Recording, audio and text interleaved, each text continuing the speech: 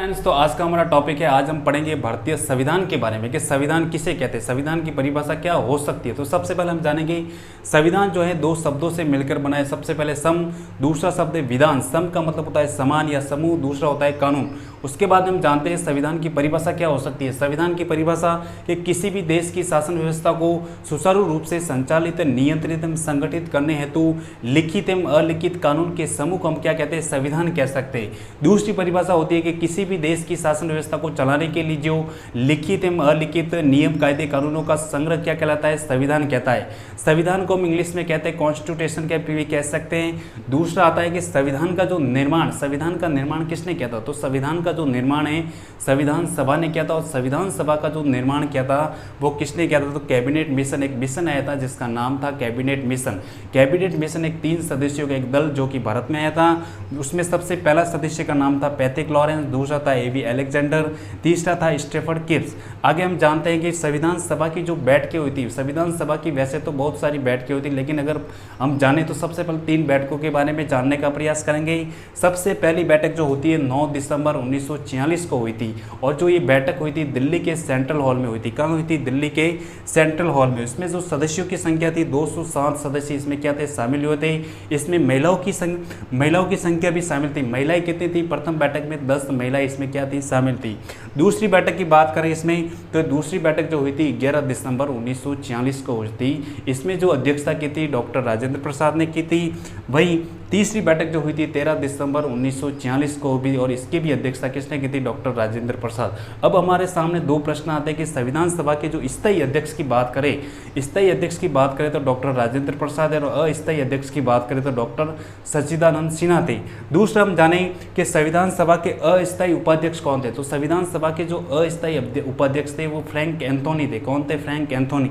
आगे हम जानने का प्रयास करेंगे कि संविधान सभा के स्थायी उपाध्यक्ष कौन थे। स्थायी उपाध्यक्ष की बात है तो एस.सी. मुखर्जी थे।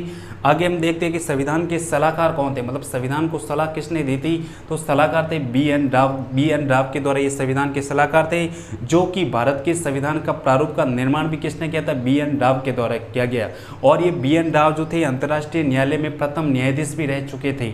आगे हम देखेंगे कि संविधान सभा की प्रमुख समितियों के बारे में जानने का प्रयास करेंगे। सबसे पहले हम देखते हैं प्रारूप समिति। प्रारूप समिति के अध्यक्ष की बात करें तो प्रारूप समिति के जो अध्यक्ष थे डॉक्टर भीमराव अंबेडकर। कौन थे, डॉक्टर भीमराव अंबेडकर। दूसरा हम देखें संघ संविधान समिति के जो अध्यक्ष थे पंडित जवाहरलाल नेहरू थे। तीसरा थे प्रांतीय संविधान समिति के जो अध्यक्ष थे डॉक्टर सरदार वल्लभ भाई पटेल थे। चौथा है नीति निदेशक तत्व तेज बहादुर सप्रू इसके अध्यक्ष थे। पांचवा आता है झंडा समिति के जो अध्यक्ष थे कौन थे, डॉक्टर राजेंद्र प्रसाद थे। और छठा जो आता है मौलिक अधिकार उप समिति के जो अध्यक्ष थे जे.बी. कृपलानी भी थे। आगे हम देखते हैं संविधान के महत्वपूर्ण तथ्य कौन कौन से, ये हमने संविधान के बारे में जाना। अब हम देखते हैं संविधान के ऐसे कौन कौन से तथ्य जिसको हम याद करने की जरूरत है। यहाँ से हर एग्जाम में एक या दो क्वेश्चन आते रहते हैं। सबसे पहले हम जानते हैं कि संविधान को बनने में समय कितना लगा, तो भारत के संविधान में बनने में समय जो लगा था 2 वर्ष 11 माह 18 दिन का समय लगा। दूसरा कि संविधान में खर्चा कितना होता, कितने रुपए लगे थे, तो 64 लाख इसमें क्या होता है, रुपए लगे थे। भारतीय संविधान में अनुच्छेदों की संख्या कितनी है, 395 अनुच्छेद थे।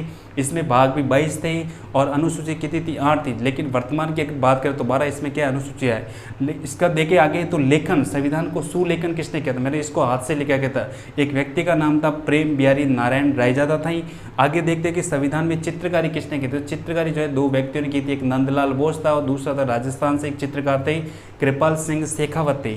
आगे हम देखते हैं कि भारतीय संविधान का प्रतीक क्या था, प्रतीक बोले हाथी का निशान। दूसरा कि संविधान सभा का वाचन कितनी बार, संविधान सभा की वाचन की बात करें तो इसका वाचन 3 बार हो चुका है। आगे हम देखें कि संविधान सभा के सचिव कौन थे, तो एस.वी.आर. अयंगर भी थे। आगे देखते हैं कि संविधान सभा में बैठकें कितनी हुई थी, 165 बैठकें हुई थी। संविधान की भाषा कौन सी थी, तो कौन सी भाषा थी, इंग्लिश भाषा थी। और इसमें संविधान में महिलाओं की संख्या कितनी थी, तो 15 महिलाएं थी। संविधान में राजस्थान से कितने सदस्य थे, तो 12 सदस्य थे। अगर कुल मिलाकर संविधान सभा में सदस्यों की बात करें तो 389 सदस्य थे। उद्देश्य प्रस्ताव जो है 22 जनवरी 1947 को प्रस्ताव को पारित किया गया। ठीक है, 22 जुलाई 1947 को हमारे राष्ट्रध्वज को भी मान्यता दी गई थी। इसका जो निर्माण किया था पिंगली वेंकैया ने किया था। और 26 जनवरी 1950 को भारतीय संविधान क्या हुआ, लागू हुआ था।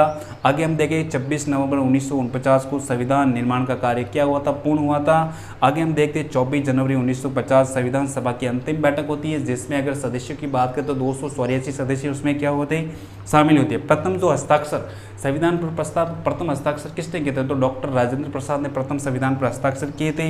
अंतिम जो हस्ताक्षर किए थे डॉक्टर राजेंद्र प्रसाद ने किए थे। वही राजस्थान की बात करें तो प्रथम हस्ताक्षर बलवंत सिंह मेहता ने किए थे। आगे हम देखते हैं 26 जनवरी 1950 को हमारा संविधान जो लागू हुआ था। और इम्पोर्टेंट, विश्व का सबसे बड़ा, भारत का जो संविधान है विश्व का सबसे बड़ा लिखित संविधान है। आइवर जेनिक्स ने यह भी कहा था कि जो भारतीय संविधान है वो वकीलों का क्या है, स्वर्ग है। तो ये जो हमारा पूरा टॉपिक है ये भारतीय संविधान के बारे में लिखा गया है। इसमें से 1 या 2 क्वेश्चन परीक्षा में आते रहते हैं। Thank you. अगर आपको ये वीडियो अच्छा लगा तो वीडियो को लाइक एंड शेयर को सब्सक्राइब जरूर कीजिए। थैंक यू, धन्यवाद।